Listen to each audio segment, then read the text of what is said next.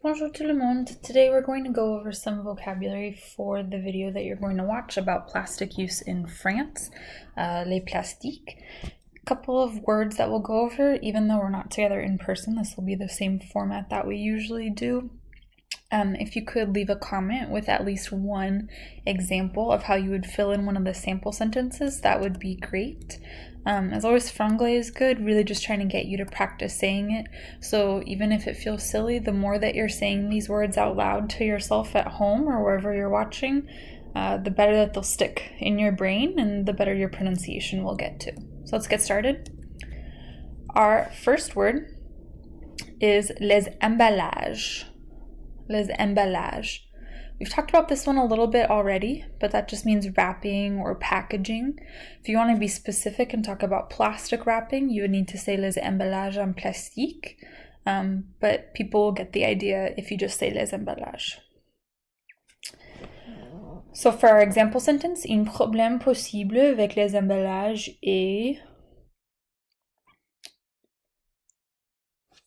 So at this time, hopefully you're either saying out loud to yourself a possible problem with wrapping or packaging, or leaving a comment. Either way, still trying to get you engaged to practice even if we're not together.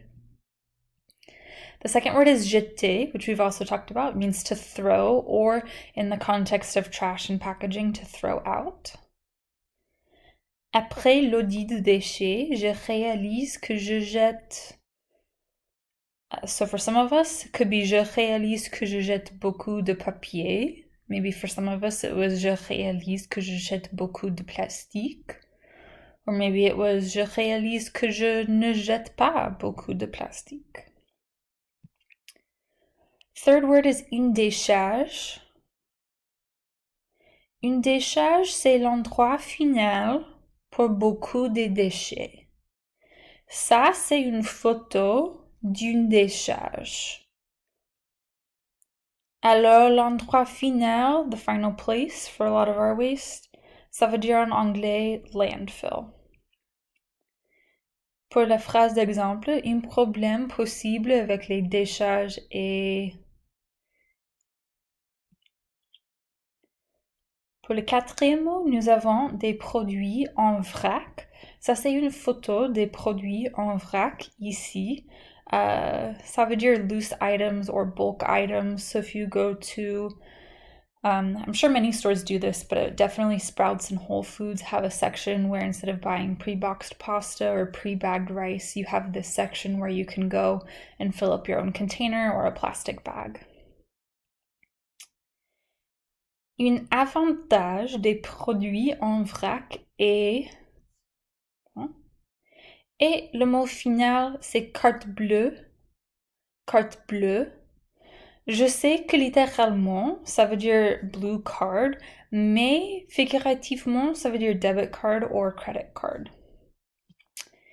Un avantage des cartes bleues est quoi?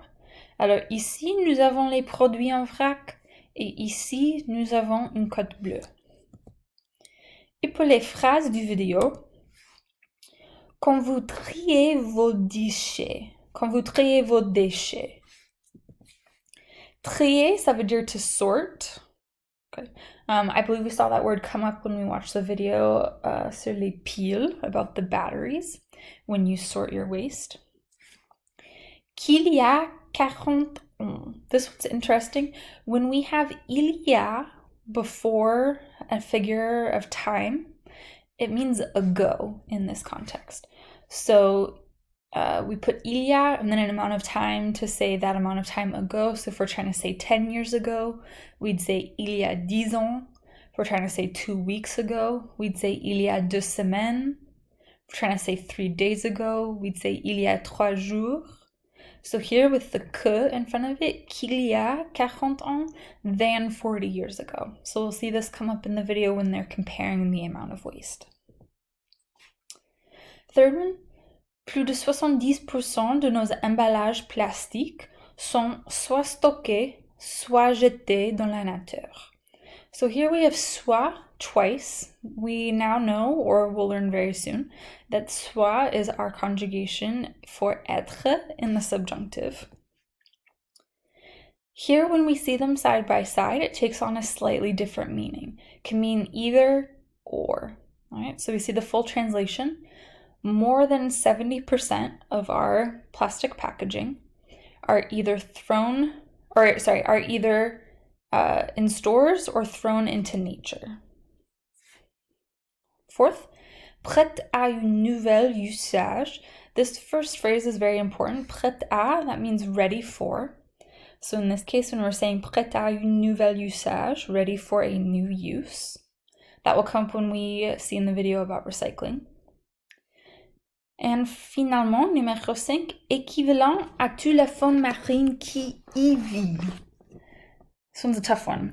Équivalent à toute la faune marine qui y vit. We should recognize this pronoun y.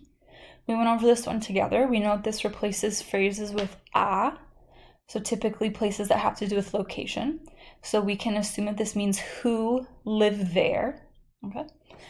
And when we look at the translation, equivalent to all the marine life that lives there.